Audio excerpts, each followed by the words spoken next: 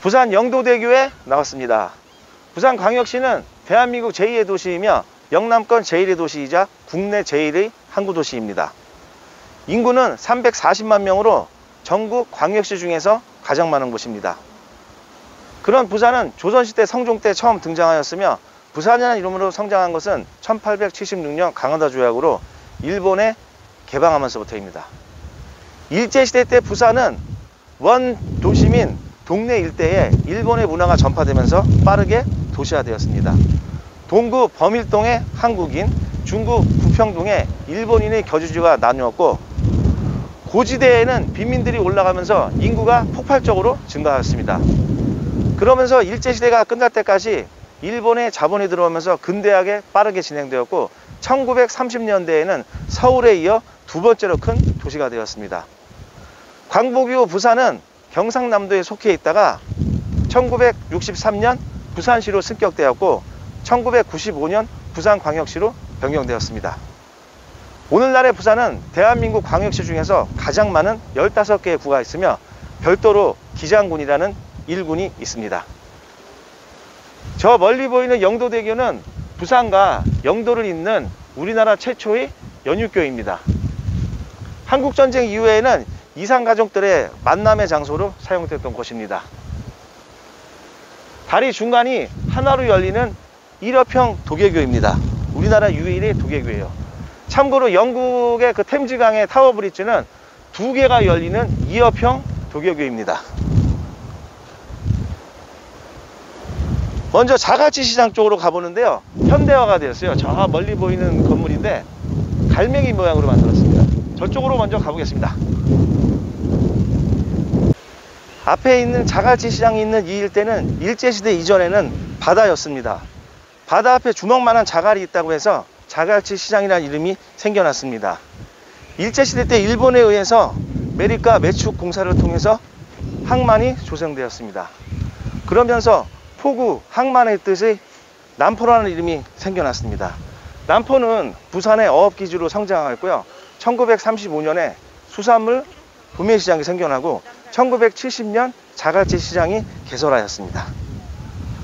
부산의 대표적인 상권은 원도심인 남포동, 광복동이 있고요. 서명과 해운대가 있습니다. 먼저 남포동, 광복동 일대로 가보겠습니다.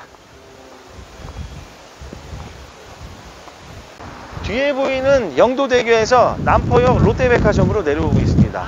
마찬가지로 이 일대도 예전에는 해안가였습니다. 그런데 일제시대 때 매립된 곳입니다. 부산은 과거부터 일본과 가깝다는 이유로 무역과 수산업을 중심으로 자체적으로 성장한 항구도시입니다. 오랜 시간에 걸쳐서 주거지역과 상업지역이 형성되면서 오늘날까지 이어져 오고 있는 곳입니다. 앞에 보이는 롯데백화점 건물은 부산 최초의 백화점인 미나카이 백화점이 일제시대 때 있었고요. 98년까지는 부산시청이 있던 곳입니다. 제가 서 있는 곳이 남포동이고 건너편이 광복동인데 이렇게 맞닿아 있습니다. 그래서 이걸 한데 묶어서 남포동 상권이라고 부르고 있는데 과거에 부산하는 떠오르는 이미지가 남포동 일대의 자갈치 시장과 국제시장이 가장 떠오르는 곳인데 그 이후에 개발이 되면서 저 건너편에 로데오 거리가 생겼어요. 그쪽으로 먼저 가보겠습니다. 제가 부산에 오늘 왔는데 낮에는 날씨가 좋았어요. 따뜻하고. 그리고 벚꽃이 부산은 지금 피기 시작했습니다.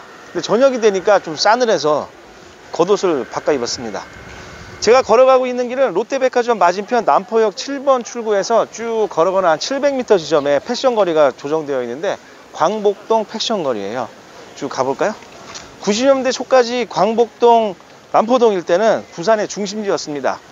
부산시청 맞은편으로 해서 미화당 백화점을 지나서 쭉 가는 이 길이 메인이었었는데 자갈치 시장과 국제시장을 끼고 있는 그 관광상권에 또 배후지역까지 형성되어 있고 먹자, 그 판매업, 유흥시설까지 아우르는 상권이었습니다. 하지만 일제시대와 6.25를 이후에 겪었던 전국의 모든 상권처럼 오랜 시간이 지나면서 구도심이 되고 신흥지역이 생겨나다 보니까 예전의 영광에 비해서는 약간 쇠퇴하긴 합니다. 마찬가지로 부산도 서면이나 해운대 같은 신흥상권이 생기다 보니까 그런 영향이 있긴 합니다. 하지만 이 남포동 그 광복동일 때는 외부에서 찾아오고 또 외국인들이 많은 관광 상권이에요. 그래서 역사와 전통이 있는 상권이기 때문에 그런 그 차별화된 면이 있는데, 지금은 코로나로 인해서 외국인들이나 관광객들이 좀 적게 오다 보니까 많은 어려움은 있습니다.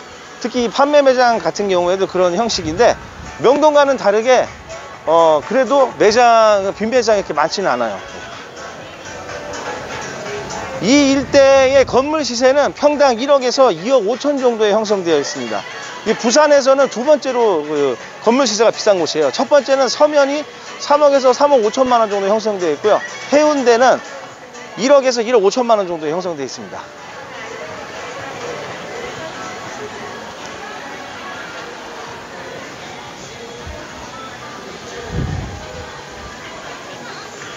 명동 상권하고 차이점은 지난번에 같지만 너무 그 판매 매장, 극단적인 판매 매장 위주의 업종 구성이 다양하지 않은데, 이 남포동 광복동 일대는 요 패션거리를 비롯해서 곳곳에 골목으로 들어가면 또 전혀 새로운 상권이 형성되어 있어요. 시장도 있고.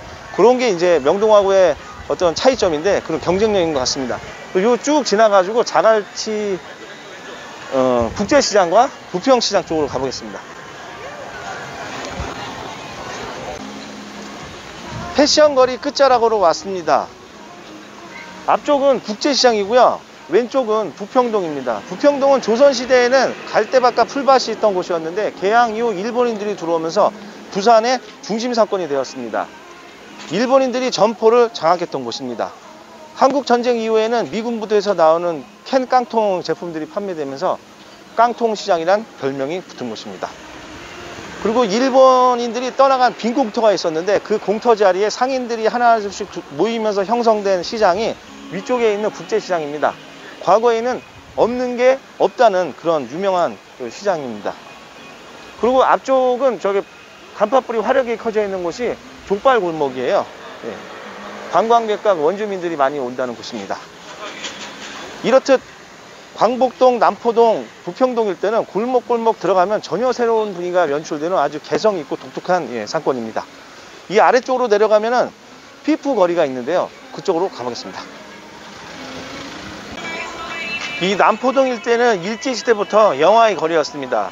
1996년 제1회 부산국제영화제가 남포동에서 열린 이유이기도 합니다. 이 바닥에 보시면 영화인들 손자국이 남아있어요. 예. 시간이 지나면서 영화제 규모가 커짐에 따라 현재는 해운대에서 열리고 있습니다. 90년대까지만 해도 해운대는 부산 동쪽의 변방지역이었는데, 지금은 신시가지가 조성되면서 굉장히 발전되어 있습니다. 그쪽으로 가볼 건데, 오늘은 저도 일 때문에 왔긴 했는데 관광객이니까 술 한잔하고 내일 낮에 해운대에서 촬영하겠습니다.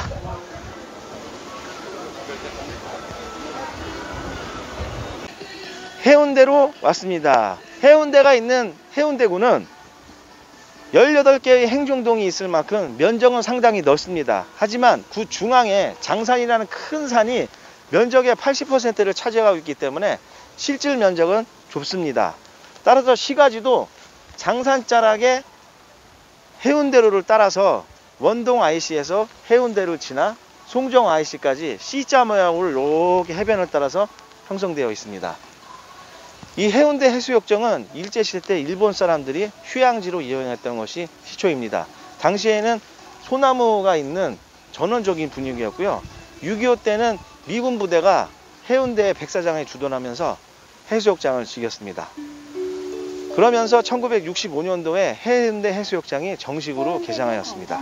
길이는 1.30에서 50m로 되어 있습니다.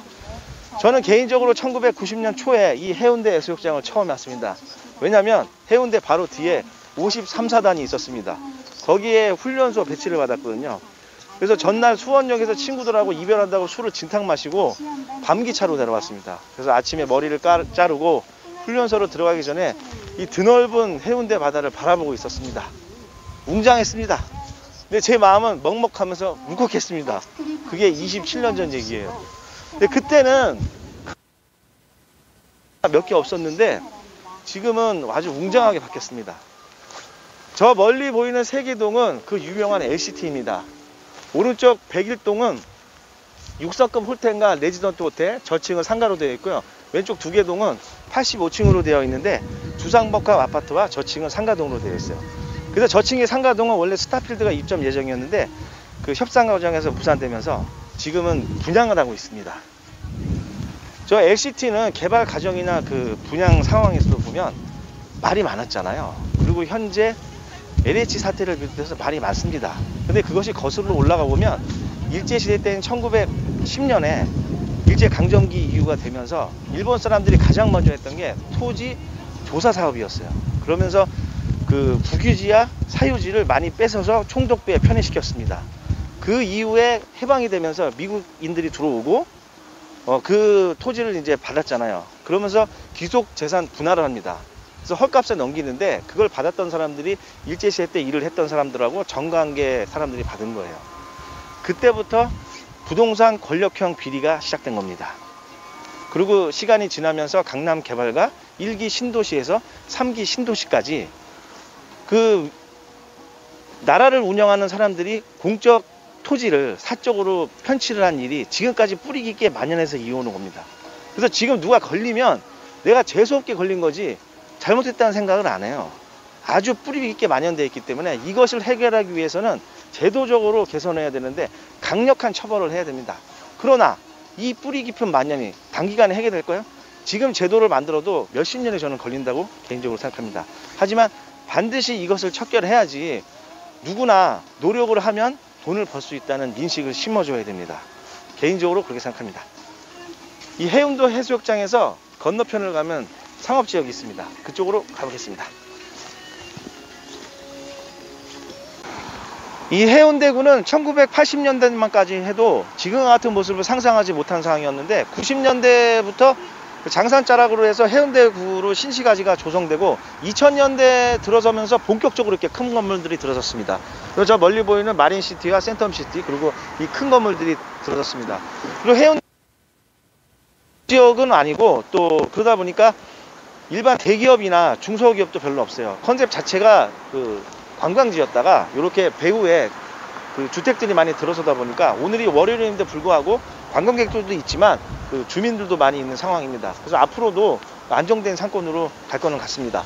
그리고 가운데 저 광장이 보이는데요. 저희가 원래는 4차선 도로였어요. 그래서 지금은 양쪽으로 그 도로를 하나씩 빼고 가운데를 광장으로 이렇게 조성했습니다. 그리고 그런 과정에서 기존에 있던 상가 건물들이 용도 변경으로 상가로 많이 바뀌었어요.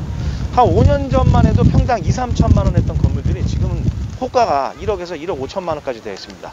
그리고 이 일대가 상업지역이다 보니까 용적률이 1000%가 넘어요. 그래서 지금 안쪽으로 들어가 보면 곳곳에 빈 땅이나 그 올라가는 건물들도 높게 올라가면서 홍콩 같은 분위기가 연출되도록 보여줍니다. 그리고 저 맨 끝에 가면 해운대 여기 있어요. 그쪽 뒤쪽이 원래 그 예전에 있었던 철길이었는데 또 공원으로 조성하고 있습니다. 따라서 서울의 경춘선이나 경의선 숲길 형태로 되어 있어요. 그래서 거기에 그 주택이나 상가 주택들도 현재 리모델링하면서 많이 바뀌고 있고 가격들도 예전에 뭐 1, 2천 했던 게 지금 3, 4천, 뭐 5천까지 가는 상황으로 되어 있습니다. 이렇듯 해운대구는 개발을 계속 하고 있는 상황이고 이 부산 자체가 원도심의 오래된 지역인데 이렇게 그 곳곳에 개발 가능한 데는 앞으로도 꾸준히 상승할 것으로 보여집니다. 오늘 해운대를 오래간만에 왔습니다. 다음 편에는 서울에서 뵙겠습니다. 오늘 마치겠습니다. 감사합니다.